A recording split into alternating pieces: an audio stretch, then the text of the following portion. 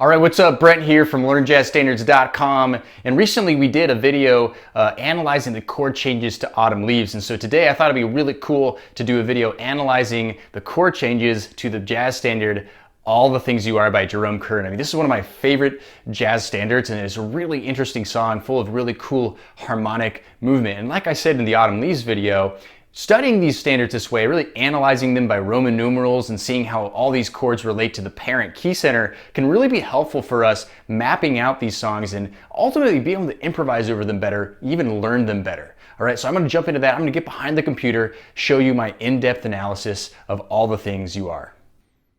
All right, check out my chords analysis of All the Things You Are here. And like I already said, I love this tune, and there's so many lessons we can draw from it. But one of the most important lessons we can draw from it is that it's a great study in the cycling of force. And we're going to go over this in a second of how the chords are almost completely cycling in force. But not only that, the melody also largely cycles in force.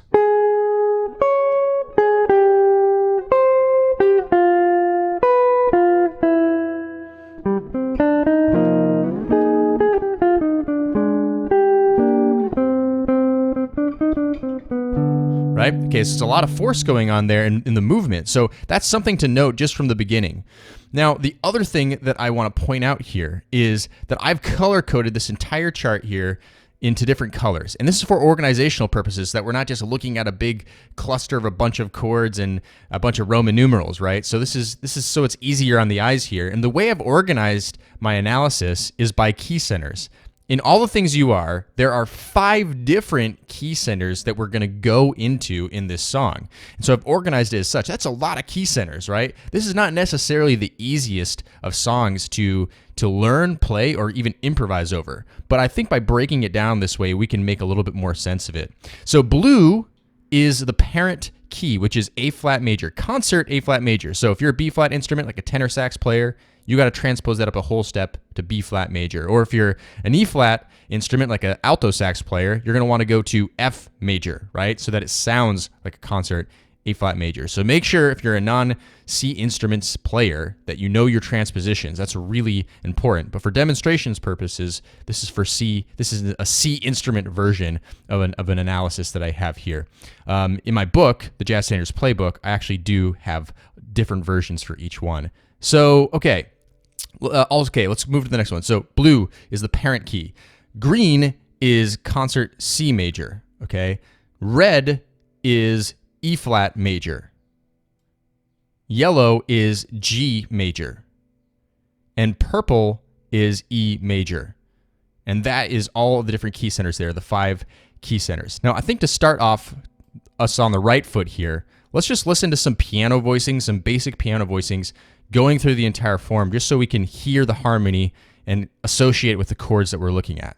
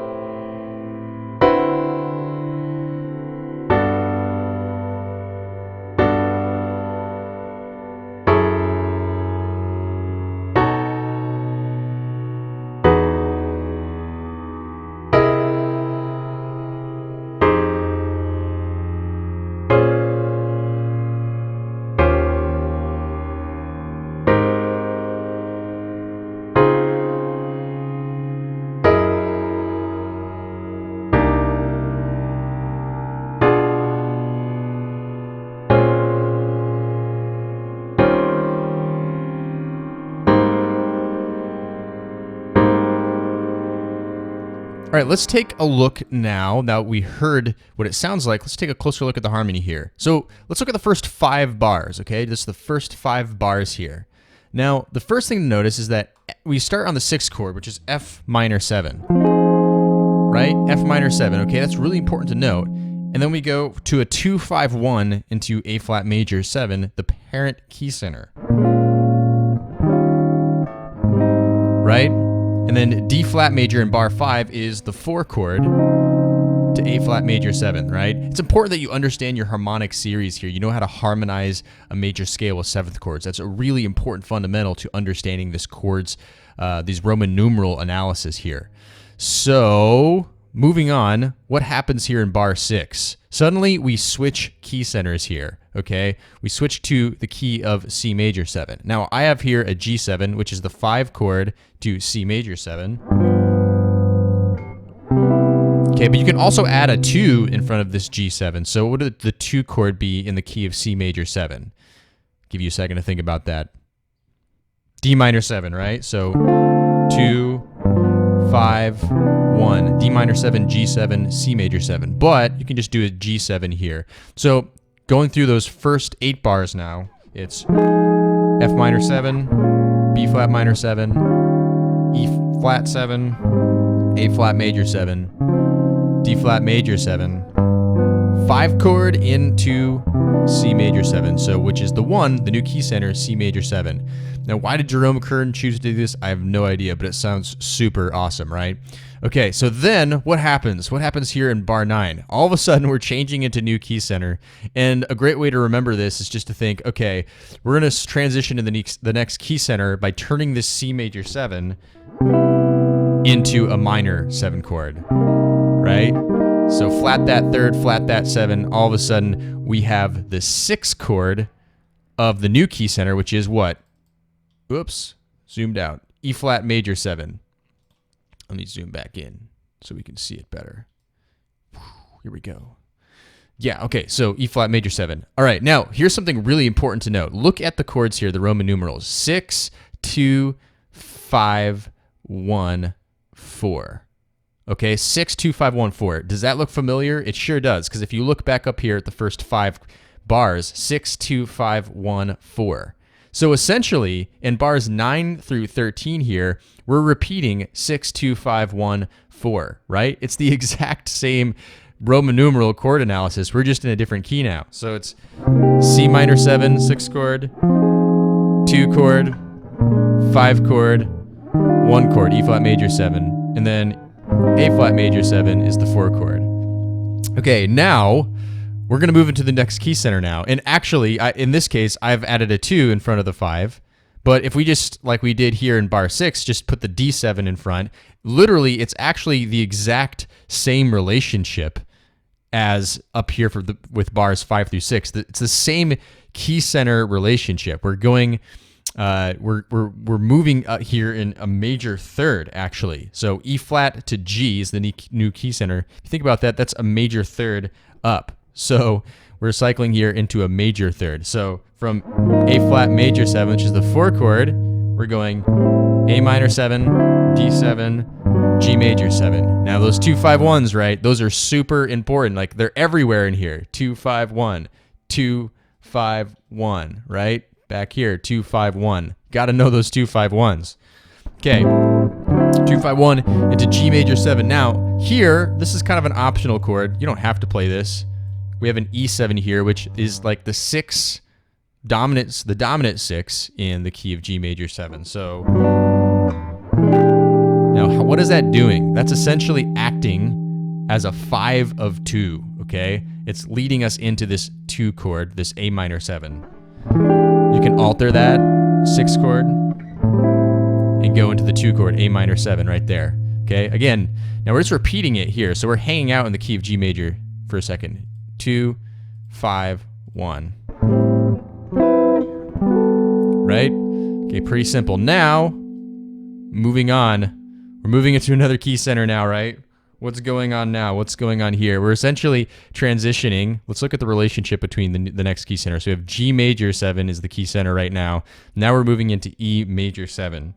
So that's essentially a minor 3rd down, if we're thinking of it that way, to a new key center. So now we have a G major 7, and just a half step down, bass with the bass note. We go to F minor 7, to a B7, to an E major 7, right? F sharp minor 7, B7, E major 7. Again, 2, 5, 1, super important into that new key center. So it sounds super cool, right? I mean, it almost seems like why did Jerome Kern write it this way? Like, why did he transfer into all these different key centers? Like, what was the rhyme or reason? I mean, can't really know for sure, but as you can see, there's a lot of patterns going on here. Like, especially the most prominent one is bars 1 through 5 and bars 9 through 13. And even the relationship between the key centers here, the D flat and the A flat and the C major, and the E flat and the G major, right? They're all related to each other. Okay, now here I have this color-coded blue because this C alt chord, we were on the E flat or the E major 7, and now we're going C alt, which means, you can flat the 13, sharp, whatever alteration, flat 9, sharp 9, whatever you want to do. It's the 5 of 6, so that's why I'm considering it in the key of A flat. Let's move on to the next page. All right, here we are. Okay, so now all of a sudden we're starting back here. This is considered like the last A section, you could call it. So now we're back here again at the 6, 2, 5, 1, and then 4 right here in bar 29. That's a complete exact copy of what we started the song with, the first 5 bars of the song, okay? Now, bars 29 through 32, I have kind of highlighted a little bit here because while I'm considering all this to be in the key of A flat major, hence all the blue here, I'm also recognizing that there's some different stuff going on here in the chords. So let's take a look. So we're starting on the 4 chord here. That's D flat major 7. Now there's a couple different options for this bar where I have the G flat 13. You can think of that as the dominant 4 of 4 of the D flat major 7. So that can happen. Some people just go D flat major 7 to D flat minor 7. Okay, that's a possibility too. So the minor 4. So there's a few different options there. I have G flat 13 in there. 13 because that's the melody note, the 13th. Okay, then we have the 3 chord with it, which is C minor 7. And then we have a B diminished 7 there, which you can think of as the flat 3 diminished, okay? And that's acting as a passing chord, that B diminished, from the C minor 7, the 3 chord, to get to the 2 chord here in bar 33. So it goes C minor 7, the 3 chord, flat 3 diminished, 2 chord, B flat minor 7, all right? So it's a passing diminished chord. Yeah, so it's really not that difficult. I wouldn't get too hung up on it. It's not that difficult to understand necessarily. Again, this could be just a G flat 13.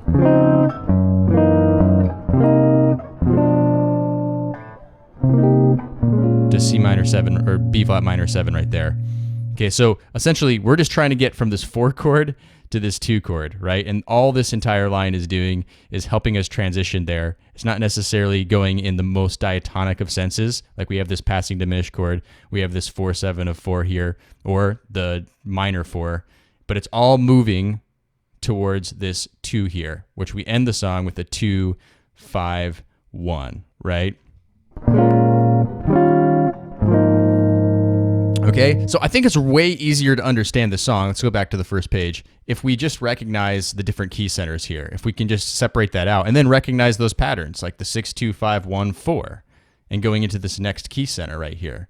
So if we can understand those patterns, we can understand where the different key centers are, it can really help us understand this entire song better. All right, I hope that was really helpful for you. So if you have other ways of analyzing these chord changes, feel free to let me know in the comments below. Ultimately, there's a lot of different ways you can look at this kind of stuff. And the way that I look at it, maybe you have a different idea of a certain section, and maybe to look at it differently. So feel free to share with me, share with the community in the comments. Let us know if you have any alternative ways of analyzing parts of this song. I also want to let you know that we came out with a really awesome new ebook and companion course called The Jazz Standards Playbook. And this is a study, an in-depth study of 10 important jazz standards that will help you learn any other standard. And by knowing these really well, it will really help your jazz playing, really help you for all kinds of other standards that you'll have to learn. So if you want to check that out, go to thejazzstandardsplaybook.com. We already got a lot of people taking that companion course or just simply getting that ebook, and it's really helping a lot of them, so check that out. Remember, if you like this video, subscribe to YouTube, like our Facebook page, join our jazz community at learnjazzstandards.com/join. I'm signing off, and I'll see you in the next video.